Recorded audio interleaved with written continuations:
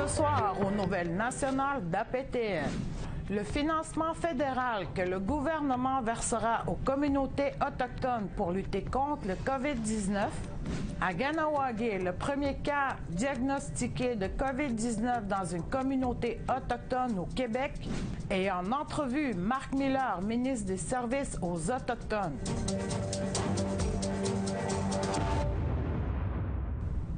Bonjour, je suis Sylvie Ambroise. Bienvenue aux Nouvelles nationales d'APTN. Cette semaine, je remplace Sophie-Claude Miller. Le gouvernement fédéral a révélé plus de détails sur les 305 millions de dollars qu'il versera aux communautés autochtones afin de lutter contre la pandémie de COVID-19. Mais un parti de l'opposition remet en question le temps qu'il faudra pour que l'argent parvienne à ceux qui en ont besoin. Un reportage de Jamie Pashagumskum à Ottawa.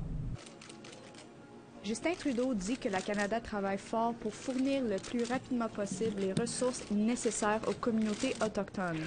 We are going to be sending money to Indigenous communities for them to use the way they need to keep their communities safe through COVID-19 and support access to supplies they need and get through this difficult situation. La ministre des Services aux Autochtones, Marc Miller, affirme que les fonds d'urgence permettront aux communautés de prendre leurs propres décisions quant à ce qui est nécessaire pour lutter contre la pandémie et qu'elles ne sont pas tenues de déclarer l'état d'urgence pour y avoir accès. Services aux Autochtones Canada a commencé proactivement à mettre en place des mesures de préparation et une planification des interventions d'urgence. En collaboration avec les leaders autochtones, nous avons examiné les plans en cas de pandémie, stocké des fournitures et évalué la capacité des soins de santé. Nous avons entendu que des formations et des ressources supplémentaires sont nécessaires et elles seront mises à disposition aux besoins. Theresa Tam, administratrice en chef de la santé publique du Canada, a mis l'accent sur le fait qu'il faut préparer les Premières Nations éloignées à faire face au pire scénario. Nous devons cependant garder à l'esprit que les Premières Nations, les Inuits et les Métis sont plus susceptibles de souffrir de graves conséquences de la COVID-19. Compte tenu des inégalités en matière de santé, des taux plus élevés de maladies sous-jacentes et des défis sanitaires uniques auxquels ils sont confrontés, notamment dans les communautés isolées et celles qui sont accessibles uniquement par voie aérienne. Dans une déclaration, le chef du NPD, Jagmeet Singh, affirme douter que le financement parvienne à temps aux communautés autochtones.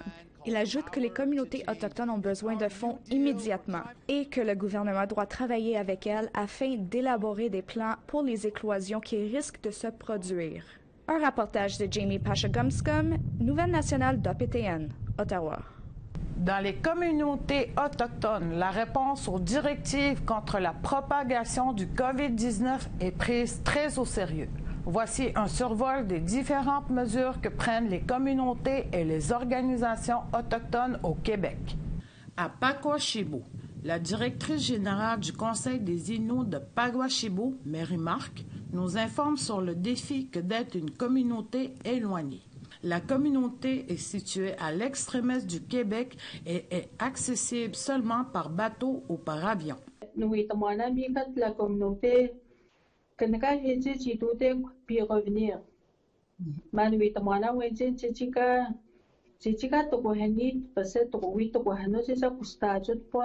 Nous autres, on est plus démunis parce qu'on a moins accès à l'hospitalisation. Du côté de Ekwandjit, une communauté située à l'est du Québec, le chef Pietacho a été l'une des premières communautés à ériger un poste de garde et de fermer les autres entrées pour contrôler les entrées et sorties de sa communauté. Une bonne décision qu'on a prise. On n'a pas dit encore à nos gens de ne pas sortir ou de... On n'en est pas rendu là. C'était plus au niveau des gens de la région qui n'ont pas d'affaires ici, mais tous nos professionnels, toutes les ressources, même nos fournisseurs en termes d'alimentation et autres, peuvent rentrer dans la communauté. Aussi, le chef Pietacho a demandé au gouvernement du Québec de fermer le chantier de la Romaine pour freiner la propagation du virus COVID-19. On travaille avec les maires, le préfet de la région, puis on a fait des correspondances au gouvernement du Québec de fermer le chantier carrément, puis d'y aller au service essentiel, mais pour le moment, il ne veut pas, puis j'ai dit, vous allez à l'encontre de vos messages, vous nous dites de rester chez nous, puis vous amenez des gens de Montréal, de Québec, il y a 200 personnes sur le chantier, 200 à 300 personnes sur le chantier. Pour la communauté d'Odanak, située au centre du Québec, le Conseil des Abénaquis de Odanak est fermé pour éviter toute propagation du virus. Voici Daniel Nolette, agissant en tant que traducteur pour le chef Richard Obam-Sawin. Ce que le chef vient de dire, c'est que dans les circonstances, c'est difficile pour notre communauté de faire comme certaines autres ont fait, mais avec les communautés avoisinantes, avec les municipalités avoisinantes, on essaie autant que possible de suivre les directives du gouvernement, de limiter les accès aux services publics, de limiter les accès dans les lieux publics. Constant Awashish, qui représente les 3 communautés atikamekw, ont suivi les directives émises et restent en contact étroit avec toutes ces communautés. Récemment, les communautés ont pris la décision de contrôler les entrées et sorties des 3 communautés, Wemontashi, Obituan et Manoan. Pour nous, je pense que c'est une nécessité. On connaît le problème de surpopulation dans nos communautés. C'est important pour s'assurer qu'il n'y ait pas de propagation du virus au sein de nos communautés. Je sais que ça peut paraître un peu musclé, mais je pense la réalité sociale de nos communautés, je pense, le nécessite. Adrienne Jérôme, chef du Conseil de la nation Anishinaabe du Lac-Simon, dans l'ouest du Québec, en plus de suivre les mesures, sa communauté a préparé de la médecine traditionnelle. C'est une initiative de la communauté qu'on a soutenue avec les aînés. On réussit pas. Il n'y a pas encore, les nouvelles nous disent qu'il n'y a pas encore trouvé de remède. Mais nous, la communauté croit beaucoup à la médecine traditionnelle. Puis on l'utilise beaucoup ici au Lac-Simon, la médecine traditionnelle, avant d'aller à l'urgence. La chef Jérôme déplore le manque de communication entre les différents paliers de gouvernement. Il y a eu des argents qui sont débloqués, on ne sait pas combien chaque communauté va avoir.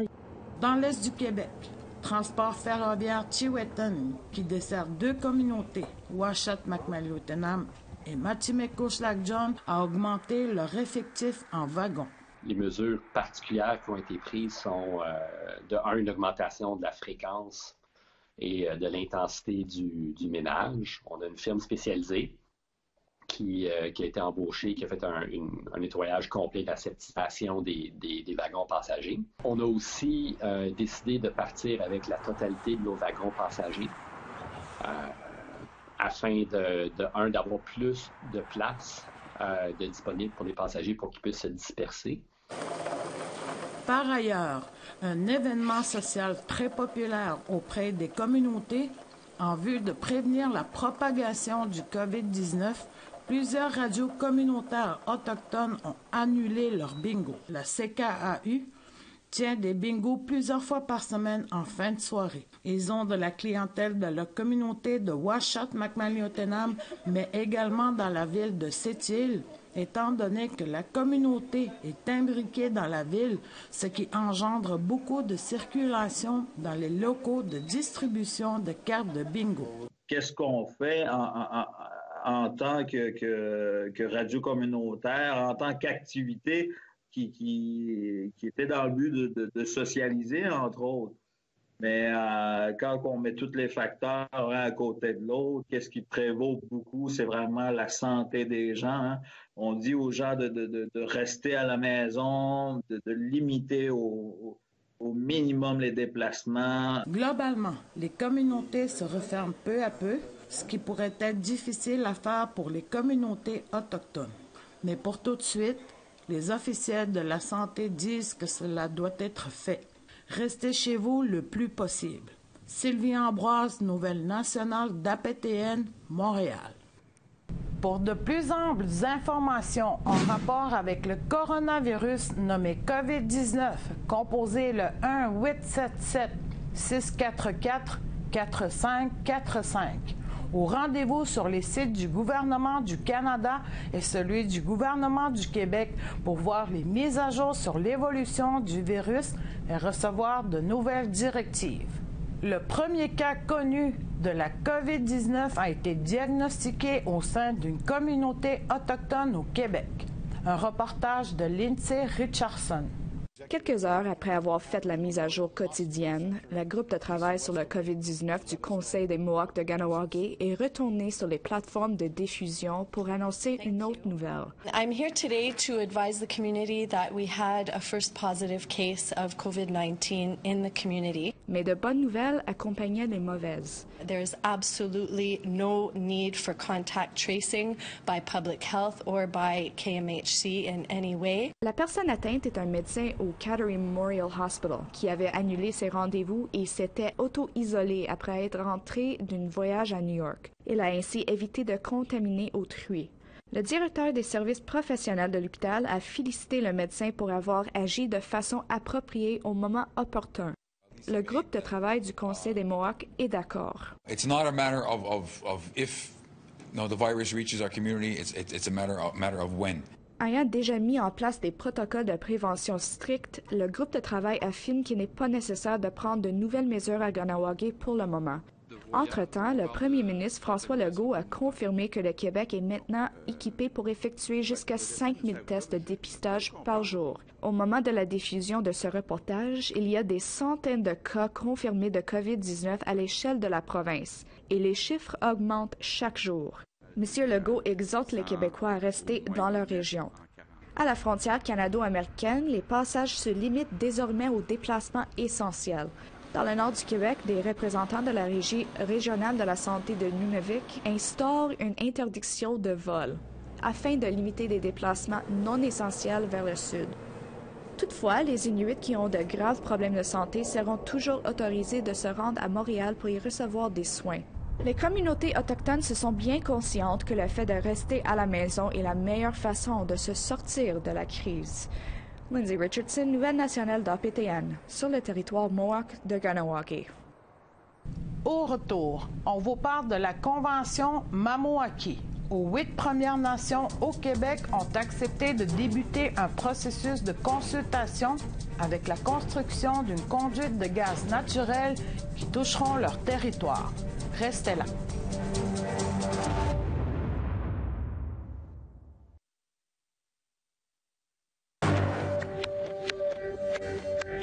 Bienvenue aux Nouvelles nationales d'APTN. 8 Premières Nations ont accepté pour entreprendre des consultations pour la construction d'une conduite de gaz naturel totalisant près de 800 km qui s'étendra de l'est de l'Ontario jusqu'au milieu du fleuve Saint-Laurent au Québec.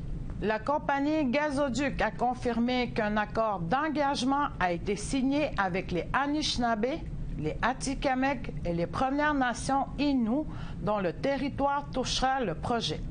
Le partenariat des Premières Nations nommé Mamoaki souligne que cet accord n'est pas un consentement pour le projet et que chacune des 8 Premières Nations décidera de leur propre si oui ou non ils consentiront au pipeline.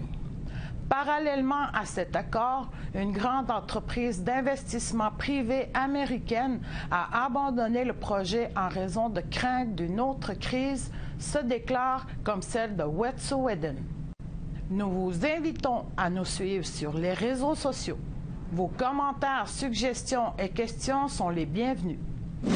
Pour nous joindre par courriel, l'adresse est le info nouvelles au pluriel @aptn.ca. Retrouvez-nous sur Facebook au @nouvelles au pluriel aptn en un mot et sur Twitter @nouvelles au pluriel aptn. Le Tribunal canadien des droits de la personne a ordonné au Canada de payer les parents et les tuteurs des enfants qui sont décédés, alors qu'ils étaient confiés aux soins des organismes de la protection de la jeunesse des communautés autochtones.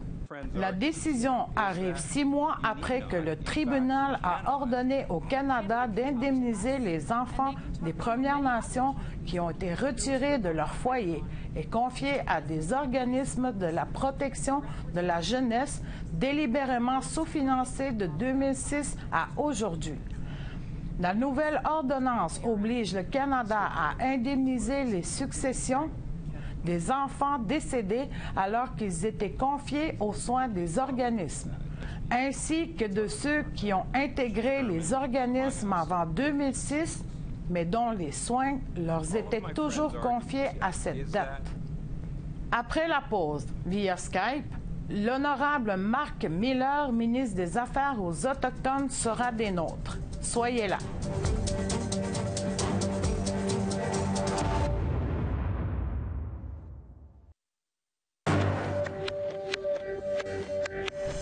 Bienvenue aux nouvelles nationales d'APTN. Aujourd'hui, via Skype à Ottawa, voici l'honorable Marc Miller, ministre des Services aux Autochtones. Kweo Dumont Miller. Oui, merci de m'avoir. Merci de votre présence avec nous. Tout d'abord, Monsieur le ministre, le gouvernement a annoncé 305 millions dédiés aux Autochtones pour le COVID-19. Et est-ce que c'est suffisant quand on sait qu'il y a plus de 600 communautés Premières Nations au Canada, dont les Métis et les Inuits? D'abord, Sylvie, précisons que c'est vraiment un début de la discussion sur le financement qui doit être alloué de façon immédiate. Et donc, c'est quelque chose d'urgent, évidemment. Nous savons que les communautés peinent à s'approvisionner pour trouver des ressources, que ce soit pour la protection personnelle et du matériel pour combattre la COVID-19. Et donc, c'est une mesure, évidemment, d'urgence pour être allouée de façon urgente dans les jours à suivre, quitte à ce que chaque communauté puisse savoir que le gouvernement du Canada leur appuie avec des ressources financières. C'est le début de la discussion, en fait, parce qu'il y a une demande que le financement monétaire ne peut pas assouvir, c'est-à-dire l'équipement pour faire face à la COVID-19, l'équipement qui doit être déployé par le gouvernement du Canada. Et donc, dès le début d'une discussion, on le savait, on entendait de plusieurs communautés des revendications pour avoir des ressources, et c'est ce qu'on met à l'appui dans les jours à suivre, évidemment. Il y a un projet de loi qui doit être mis de l'avant, ça va être demain devant la Chambre des communes et ensuite mercredi pour le Sénat. Très vite après ça, j'ai dit très précisément à mon équipe qu'on sera en mesure d'envoyer l'argent dans les communes. Puis comment sera-t-il réparti? Certaines communautés auront-elles des priorités sur les autres? Non, effectivement, ce sera aux communautés, que ce soit les Métis, Inuits ou les Premières Nations, ce sera alloué de façon pour refléter la formule de distance. Évidemment, il y a des communautés qui sont éloignées pour refléter en partie le bien-être dans la communauté. Une formule qui est basée surtout sur la population avec une allocation de base, mais d'abord et avant tout sur la population avec un ajustement particulier pour le bien-être dans la communauté, l'indice de bien-être dans la communauté qui varie évidemment à travers le Canada et pour refléter évidemment l'éloignement dans certains cas. Qu'y a-t-il de prévu pour les Autochtones vivant hors communauté? Question fort pertinente.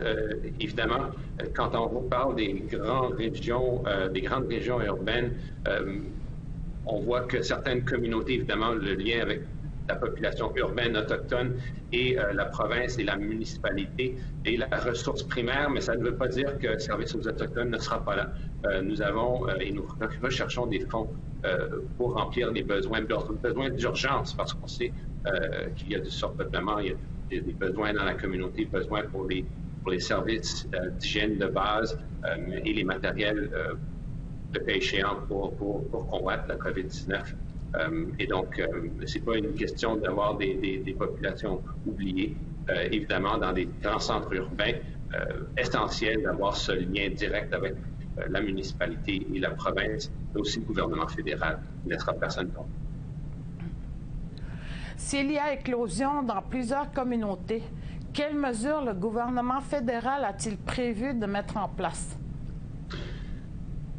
Sylvie, comme on le sait très bien, comme avec la H1N1, il y a eu des effets disproportionnés dans les communautés autochtones et ça variait de région en région. Alors, question de planification, on planifie pour plusieurs scénarios, quitte à voir là où on devra déployer des mesures d'urgence, transporter des gens, avoir les ressources médicales à l'appui pour s'assurer qu'on puisse combattre l'éclosion le cas échéant. Ça n'a pas eu lieu jusqu'à date, Dieu merci, mais on sera là, le gouvernement du Canada sera là et on étudie à l'interne beaucoup de scénarios pour une éclosion qui pourrait avoir des effets dévastateurs dans beaucoup de communautés. On entend parler beaucoup des communautés éloignées, mais qu'en est-il des communautés comme Wendake ou Ganawagé qui sont plus près des zones urbaines? Question fort pertinente. Mon ministère, au tout début, s'est assuré qu'il y avait des liens directs avec le leadership médical dans les communautés, s'assurer que les protocoles de pandémie, d'épidémie, portent plusieurs noms, étaient en place, que les ressources, que les directives et les protocoles étaient en place pour s'assurer que les communautés puissent agir, puissent prendre des décisions elles-mêmes pour s'assurer que les membres de leur communauté soient sains et saufs. C'est clair que la communication est de mise. Il faut qu'on se parle. On parle du palier gouvernemental, municipal, fédéral, provincial, c'est-à-dire de façon quotidienne, même d'heure en heure, le cas échéant. Je suis en contact direct avec plusieurs membres du leadership, que ce soit régional, avec le chef du syndicat, aussi avec le leadership dans les communautés, à la fois leadership élu et le leadership à l'intérieur de la communauté médicale. Question de s'assurer qu'il y a ce lien important de communication au plus haut degré. Allez-vous coordonner avec le gouvernement du Québec pour conjurer le COVID-19 dans les communautés autochtones? C'est ce qu'on fait déjà. Comme vous le savez, la ressource primaire, c'est toujours les provinces, évidemment. Nous avons beaucoup de stations d'infirmerie dans les communautés à travers le pays, des hôpitaux où on fournit des ressources, mais pas question de laisser tomber les communautés autochtones. Pour ça, ça prend ce lien de communication, moi et mes collègues dans les provinces et à l'intérieur des communautés et même entre les communautés. Donc, c'est clair qu'on continue, évidemment, avec une éclosion anticipée. La situation, évidemment, est très grave. On dit à qui que ce soit qui veut nous écouter d'observer et de respecter les consignes de base, de se laver les mains, de pratiquer l'isolement social, la quarantaine pour la période respectée, le cas où il y a des symptômes. Évidemment, c'est clé pour aplatir cette fameuse courbe pour s'assurer que le système de santé ne soit pas achalandé dans le cas d'une éclosion majeure. Je vous remercie d'avoir été avec nous au Dumont-Miller. Merci, Sylvie. C'est ce qui conclut le bulletin de nouvelles nationales d'APTN. Je suis Sylvie Ambroise. Merci beaucoup d'avoir été des nôtres. Prenez soin de vous. À la semaine prochaine. Yamé.